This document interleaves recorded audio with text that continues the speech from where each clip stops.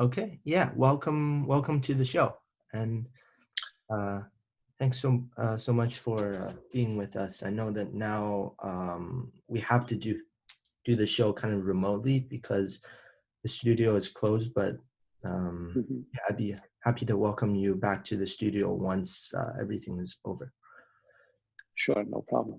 So, for our viewers, I just want to quickly introduce Mr. Wei, and I'll just quickly read your bio right here. As CEO, Mr.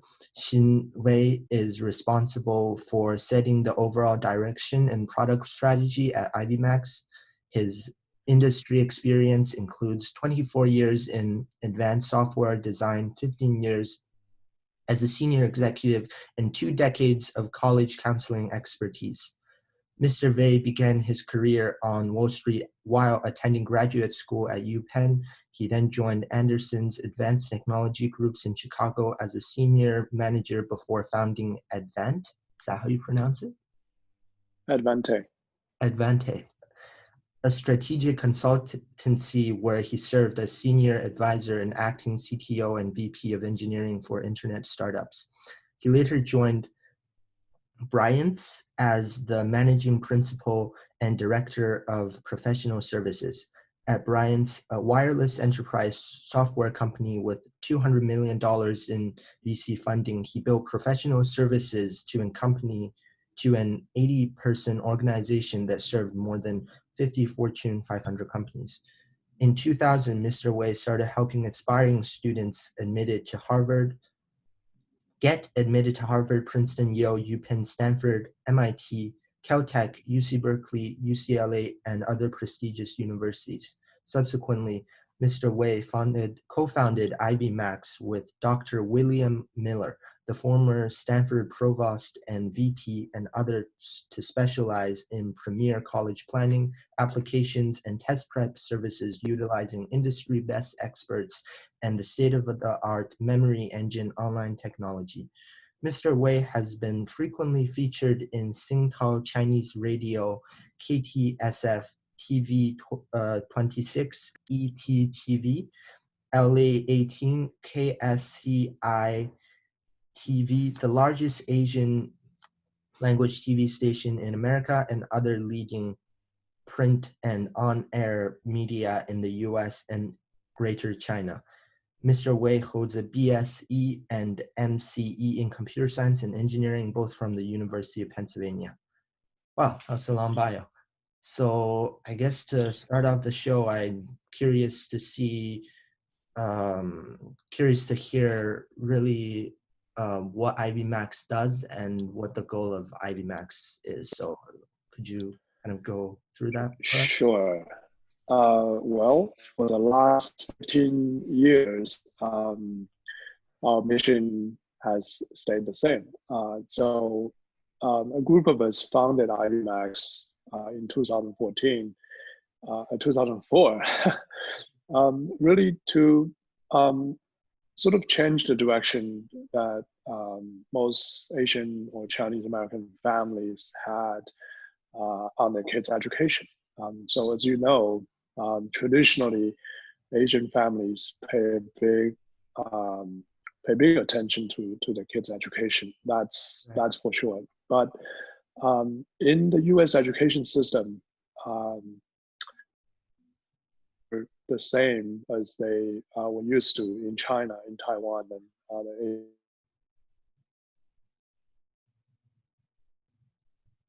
Hello? So in the U.S., especially for the top tier private schools, the elite education system Right. really focuses on the whole child. So in other words, your perspectives, your abilities, your skills, and in a way, your heart and soul are Mhm. all considerations that will be in. So you no longer can just win that game by being the best student. You need to be the best person.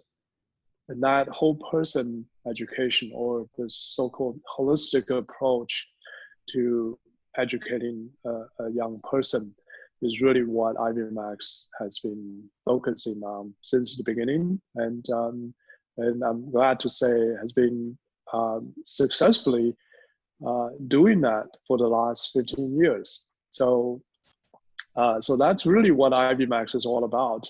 A few of us who also have Ivy League backgrounds and who have gone through the education system, as well as have succeeded in many of the different industries, came together more than 15 years ago.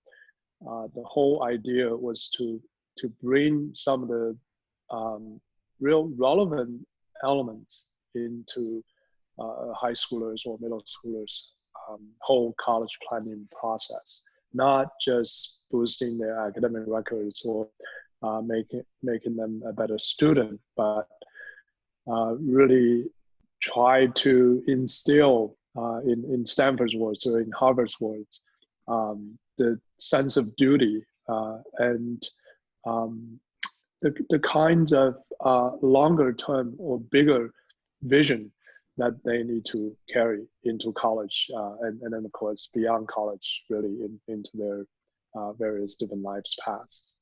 So that's really what Ibmax is all about in a nutshell, to focusing the whole educational approach or attention from Asian families, especially Asian parents who perhaps are still in that old or traditional mode of academics and test scores and test scores, and really try to shift their thinking into more of a balanced approach. Life experiences, that again, as I said, sense of service or contributing to your communities and to society at large is really what we are all about for the last 15 years. And I'm happy to say perhaps for many more years to come. Okay. So you have obviously a lot of experience in technology and financial industries, as you've mentioned in your bio. I'm curious, what compelled you to start a education company? Well, after our last startup was merged into the VC investment company's portfolio of companies back in 2003, I believe, a year before we started Ibmax. So a few of us were all at the stage, either have exited startup companies who went to public, or in my case, exited in a different form with merger of our company with other portfolio companies of the VC. So we wanted to do something that would not just a successful business venture. So at the time, Stanford's former provost and vice president, Dr. Miller, we were fortunate enough to really get his blessing and his angel investment together with several other prominent angel investors in Silicon Valley, really do something that, as I said, not only successful in the business terms, but also as a valuable or meaningful social enterprise. So at the time, when which I'm a group of, thinking about some business that's going to not only make money but also make a social impact. We have all kinds of ideas: education companies, healthcare companies, and then in the end, we kind of narrowed down on something that has to do with education because number one, the investment requirement is different. With healthcare and with any sort of life science related companies, it also requires other extensive amount of industry expertise and scientific knowledge that all four of us didn't have, which really made us thinking, well, okay, then education is probably the real focus or some area we should focus our efforts on. Right. And that's why we sat down and we really grow ourselves and you know, looked around and realized, oh, wow, even though all of us had Ivy League educations, I went to Penn for undergrad, and another person went to MIT, and then two others, one went to Stanford, and one was UC Berkeley, even though it was an Ivy League school, but definitely top tier school. All was very relevant educational background. And at the same time, the four of us also had extensive industry experience, all had very successful industry careers in Silicon Valley. And one of them also in sort of education related business as well. So we thought, okay, this is probably where we can bring most value, bring all of our industry experiences as well as the educational background to bear on this new venture, to make a difference. And the college planning area is where we see the most benefits would come, because that's really something that's going to change the whole sort of test prep consulting business at the time, back in the early 2000s. There weren't really any so-called the college planning component at all. If you look down the De Anza Boulevard in Cupertino, which is Apple's home base, it's all about test prep. It's all about Right. boosting students' academic records, but Right. nothing the overall sort of planning to guide them through that whole process. So they pay a little bit more attention, if not much more, almost the central focal point of their high school career on these other softer qualities, on you know, a person's perspectives, and on a person's so-called empathy and you know, personality, and many of the Right. other softer things. Right. And so we thought, well, it's going to be education, going to be something really focusing parents and students' efforts on developing many of these softer qualities. So that's what we started back in 2004, and I'm happy to say that that is still our central mission even today. Okay. And the education industry is huge, just for California, and especially for Chinese and Asian communities. And, you know, Sure. just driving around the Bay Area, I can find so many counseling services, and also test preps and business like that. And I was wondering, do you see Ibmax as 100% a competitor to the other businesses, or do you feel that there's something that, as you said, that makes you unique, that people might consider you guys over other services? No, I don't think so. I think there are quite a few fundamental differences. One, first and foremost, all of our founders and senior management at Ibmax, even though we're a business, but all of us are still involved in a frontline counseling and guidance work, and running very specific projects. In fact, many of the humanitarian projects we lead our students to do.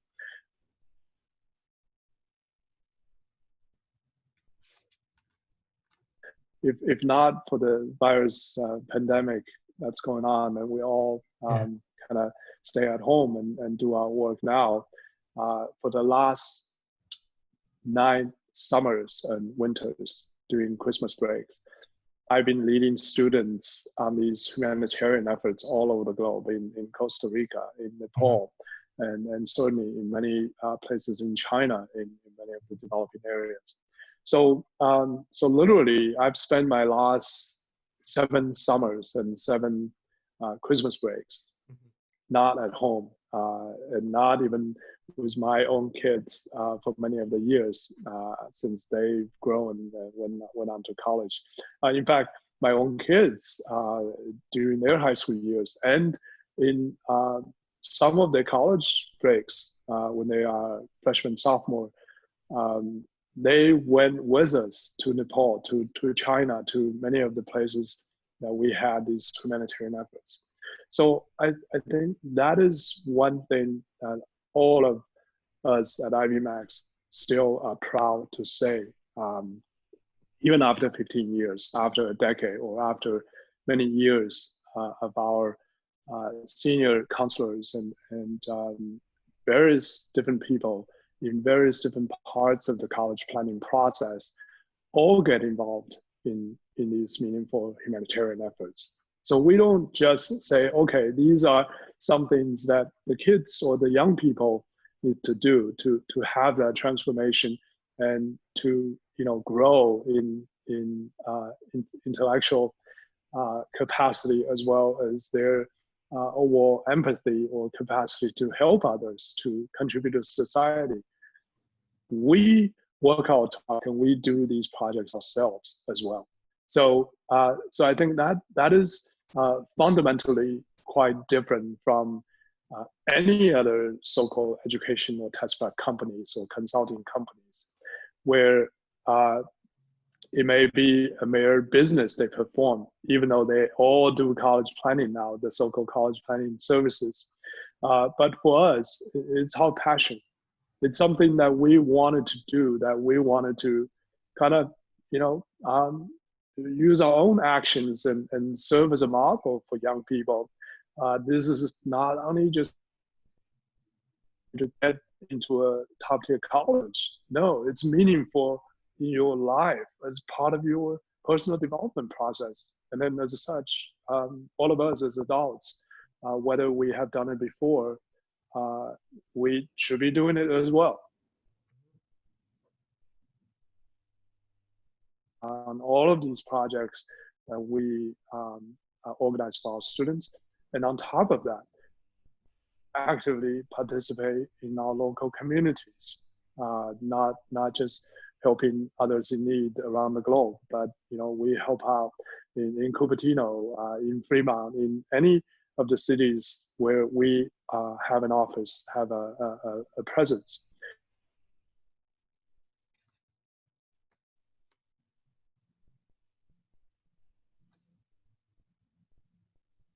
The first line responders in fighting the coronavirus pandemic, as well as this is 2020, which is a presidential election year. So right. We have been active in many communities across California to register voters, to really encourage Asians to vote. Right, that is another big issue I've always had, or you can call it my right. Peeves with many of the Chinese and Asian parents. They left their homeland and they came to the United States all with the big dream to make it economically and financially. But at the same time, they sort of neglect their rights and duties to participate in this society. Exactly. To this day, fewer than 30% of the Asian voters actually vote. And that's a pretty sad state of affairs. So for the last, since the last election cycle, we have been working with many of the local communities and local organizations to really get Asians to register and vote and really voice their opinions and voice their heart.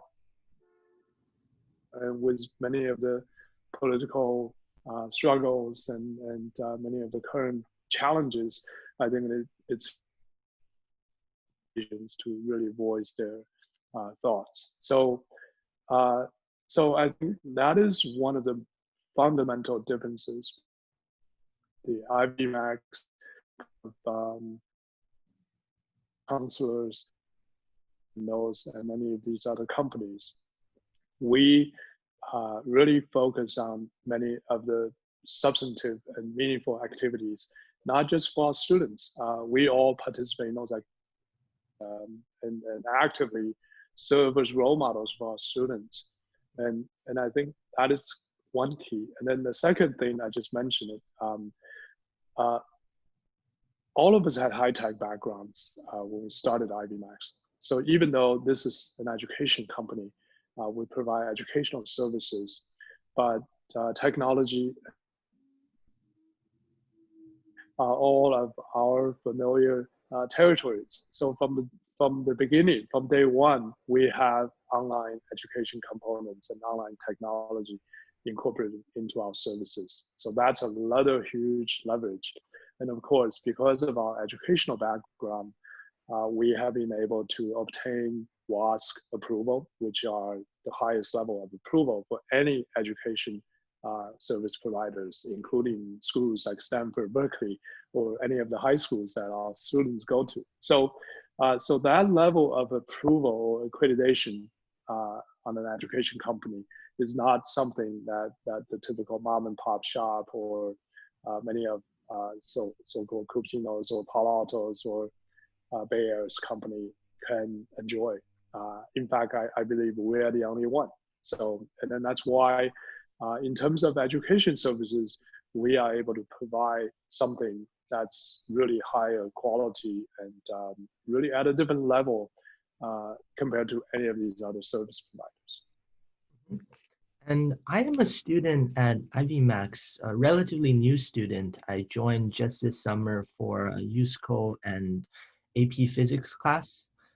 And I've noticed that, the prices for these classes, they're quite pricey. And especially for this summer, I feel that with the coronavirus and since all the teachers are going to be teaching at home and, teaching to students at multiple offices, so that the prices of operation would be significantly reduced and obviously all the offices are closed. Do you feel that there's room for the price to be, for the prices of these classes to be decreased, or do you feel it's pretty good the way it is? Well, there are different angles to that particular issue. Price of education as a whole in the US is really under the microscope right now. We all understand that especially top tier education has gotten more and more expensive and really in almost all cases out of the reach of typical middle class American family. But at the same time, we shouldn't just look at the price issue. Really, the value you get for that price is one aspect you need to consider. But secondly, more importantly, it's always something that you need to look at the bottom line, the out-of-pocket expense from a family when you look at the price for education. So in other words, let me explain that a little bit. If you compare it to the price of Harvard and Berkeley, Harvard is much higher, more than twice as higher as UC Berkeley, right? Yeah. But Right. if you compare the out-of-pocket expense per family, per student, between UC Berkeley's freshman class and Harvard's freshman class, Harvard's is lower. Why is that? Well, price tag is higher, but Harvard is able to provide more financial aid. And these are all free money in terms of aid. It's not a loan, it's a grant, it's a scholarship. So, so the actual per family, per student cost is actually lower at Harvard than UC Berkeley. And at the secondary education level and with college planning and all these educational services as well, it's a similar issue. Number one, you need to look at value, what you get for the money. And number two, the actual cost. So we do provide scholarships and aid to students and families with less financial resources as well. In terms of aid, disadvantaged families or low-income families who come to Ibmax's doors, we are able to offer, in some cases, almost 100% scholarships on many of these services products. So that's our belief. Really, the elite education is never going to be cheap. In Right. fact, if you look at some of the best providers of such services in the city of Boston and New York, you're talking about 20,000, 30,000, or even higher per year in terms of a student's college funding efforts. So we never, which is our general practice for the last 15 years, we never lower our price and compete on price with many of the other service providers. I know there are some who came from Southern California to the Bay Area and came to the Bay Area with $2,000 on 15 school application service packages. That's ludicrous, right? That amount of money is not even enough to pay the editors and counselors to do a reasonable job on 15 schools. And yet they offer such prices just to attract people's attention and try to lure parents and students into their fold. And that is not our belief. Price is never or shouldn't be the measure of your sort of value. Whether your value is good, it's not depending on the lower price. It's what you are able to provide. And in our cases, I sometimes, of course, jokingly comment on our participation on many of these, for instance, winter trips and summer trips I mentioned. So, Mr. Wei, you could have stayed home and send 2 or 3 other staff of yours to lead students on these trips. Why do you actually go on these trips personally? And I always tell them it's not measured by the cost, right? Sure, yeah, I can send 2 or 3 other staff, and it's probably still cheaper than I go myself. It's not the equation we put into this whole calculation. I go because the kind of impact I can make on these young people are substantially different, number one. And two, probably more importantly, I go because I wanted to go. I wanted to grow and I want to learn and I want to experience many of these extraordinary transformations that I see in myself and in these other kids.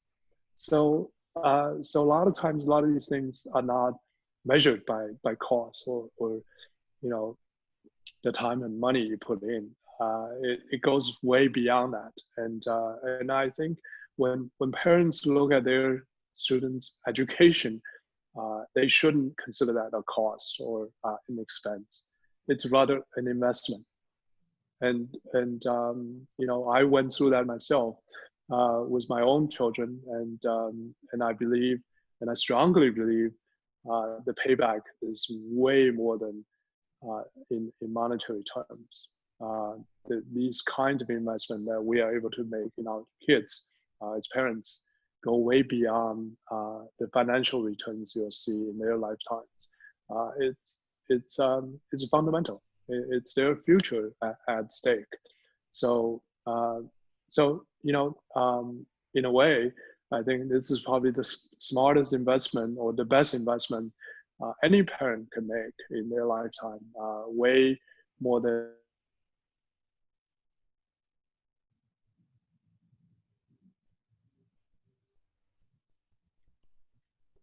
Yeah. One of the main reasons I wanted to have you on the show was to talk about the impact that this pandemic has had on Ibmax and education as a whole.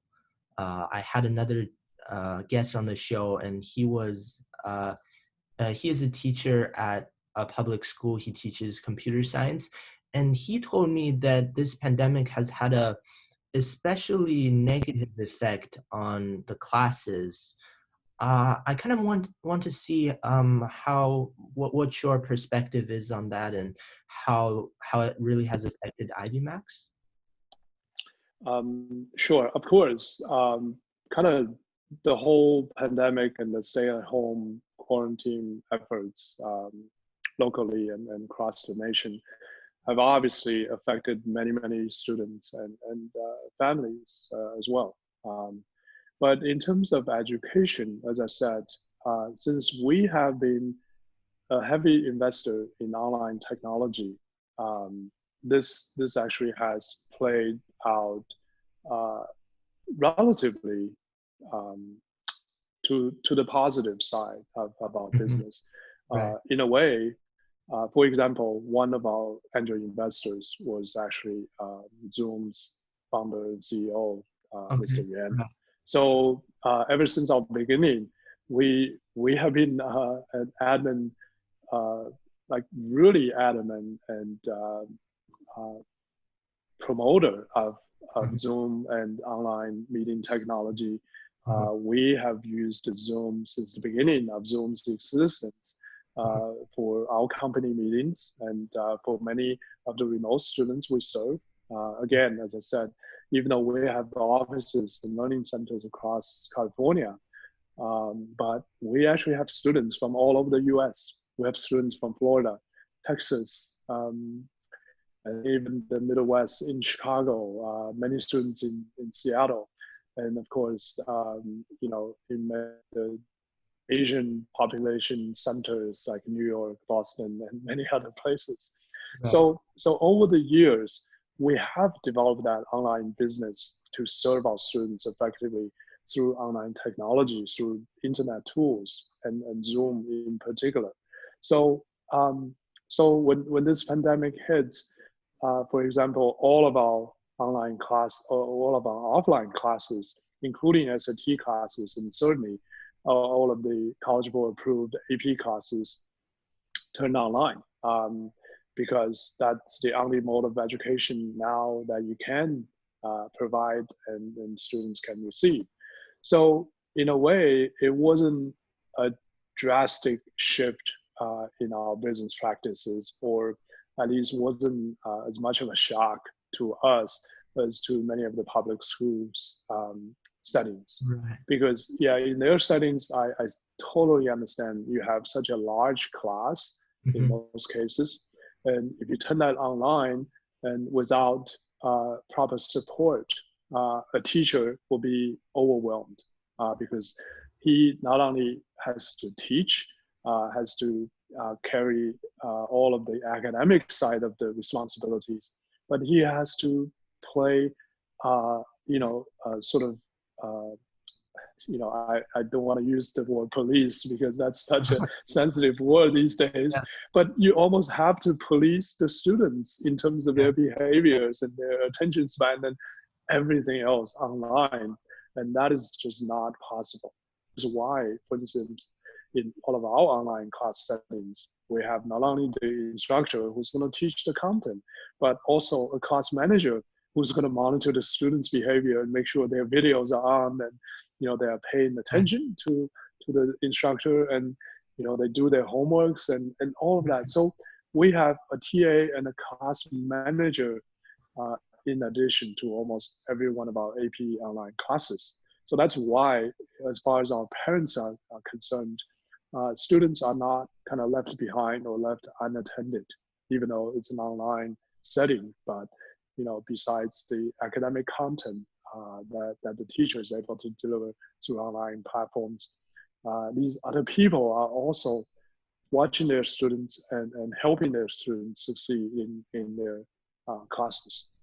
So I think that's quite different from a typical public school setting where teachers are all overloaded already Right.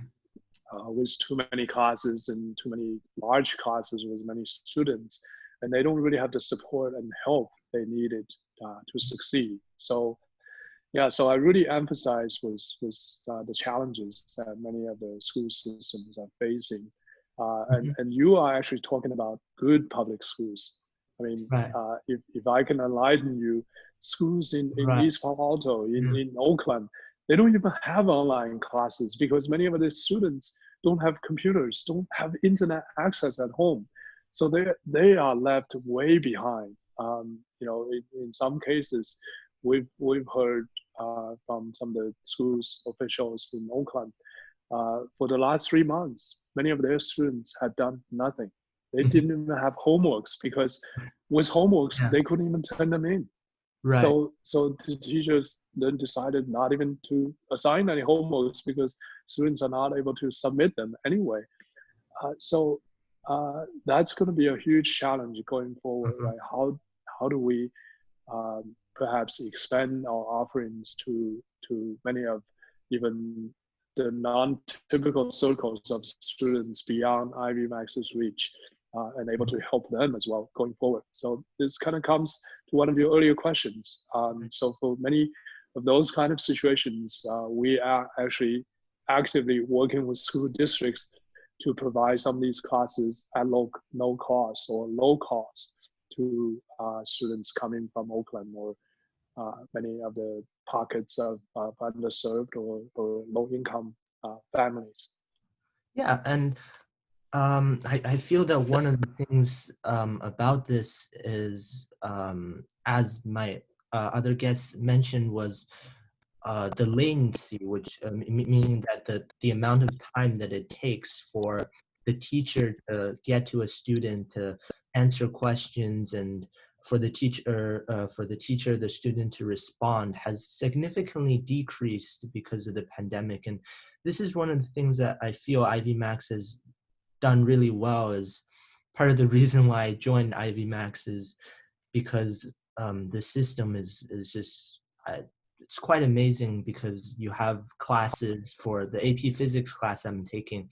You have classes every week for the summer, and so 3 times a week. But also there's Q&A sessions during the weekend, and all the homeworks are posted on Google Classroom. So I just feel that overall the way that you guys are handling this is it's quite amazing.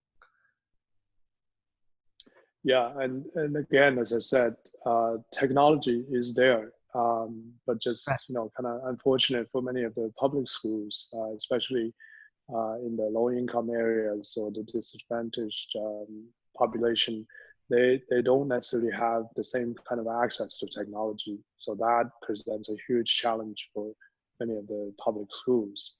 So I think education as a whole, of course, is facing big changes. And this fall, with the current coronavirus situation, I don't think we are even sure in September every school is going to be able to open. So going forward, how we deal with these kind of challenges and able to provide the same effective education to all students is going to be a much larger question I think society has to answer. Mhm. And I hope we can also be part of that solution and really help out in some ways. Yeah. And the last question that I want to ask you is whether or not you think that online education is a substitute for physical classrooms. Um, it delivers the content probably just as effective as face-to-face classroom settings. But in some cases, I think the science or the STEM related classes Right. probably will be less of a challenge because it's mostly content learning. So teachers teach and inspire students to think critically and solve problems. So that delivery mode is probably fine. But for many of the humanities courses, I think the level of engagement and interaction will be impacted negatively. So in other words, if you're talking about an AP US history class or any of the more advanced humanities AP classes, a lot of discussion is required, right? So Mhm. the interaction between students, not just between instructors and students, will be critical as well. So um, I think we have to figure out a way to really provide some sort of incentive or really engage students even beyond classroom time to interact with each other. And that will perhaps fill the void that online learning environment has. So what we have noticed is in the past, especially during the last year when we had more and more of these classes online, some of the students, they still pay attention during class and they answer questions and they ask questions during class. But after class, they don't tend to participate in enough group discussions and group work as they used to when they were offline, because many of these projects are group-based and require students to read together and to share their thoughts and really to analyze things in kind of discussion mode, not just tucked away in their own bedroom or at home somewhere in front of a computer. That is not enough. So that's why we really appreciate some of the technology features that are coming out, which enable group work or community work or students getting together even after class to really engage in more interactive and kind of critical or developing their critical thoughts in some sort of productive group environment.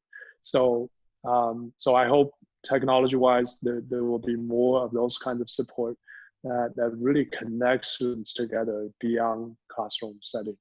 I think with that, there'll probably be more benefits and more gains even in online education setting. But again, as I said, we are facing big and small challenges at all levels in all different directions right now. So I hope that transition process will be smoother and more tools will come online to help students. Yeah, that sounds great, and absolutely agree with you. So, well, thank you again for coming onto the show. I really enjoyed the conversation with you, and also for you sharing the insight and everything. So, I mean, if you have anything else to add? Well, sure. Thank you for having me. And again, as I said earlier, Yeah. it's our mission to really enlighten students and their parents about what education is all about in the U.S. in the overall scheme of things. But more specifically, really try to work with our students to inspire them to become a better person, not just to head to a top tier college. That shouldn't be the goal. That's just the means to achieve much bigger and longer term goals in our lives. Exactly. I'm glad we had this opportunity to talk, and maybe we'll have Same here. more chances to share our thoughts again. Okay, thank you so much. And All right, thank you. all right, see you later. Thanks. Okay, bye. Bye. Bye-bye. Bye. See you.